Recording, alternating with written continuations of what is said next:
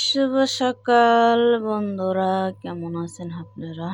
আজকে আমি হালকা পাতলা নাস্তা নিয়ে আসলাম। ডিম সেদ্ধ করি নেই। এটা এটা হচ্ছে চিয়া সিডের সাথে কিশমিশ আছে। চিয়া সিড সবাই চেনেন, চিয়া সিড কি বলে। এই যে কিশমিশ বুঝেন না, এখানে আছে হাতের মালটা আসির বানাইয়া ফ্রিজে রেখে দিয়েছিলাম, ঠান্ডা করছি। আমি এবার কিনাটা খাই না, এই জন্য হাতে বানাই খাই। এখানে আছে বুট, ছোলা। এখন আছে কিশমিশ, কাঠবাদাম, চীনাবাদাম, সব কিছু মিলাইয়া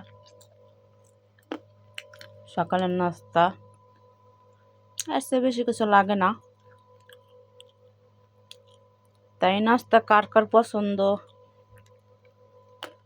ভাই বোনেরা জানাইবেন। গরিব মানুষের নাস্তা, বুঝছেন? ভালো থাকবেন, আল্লাহ হাফেজ।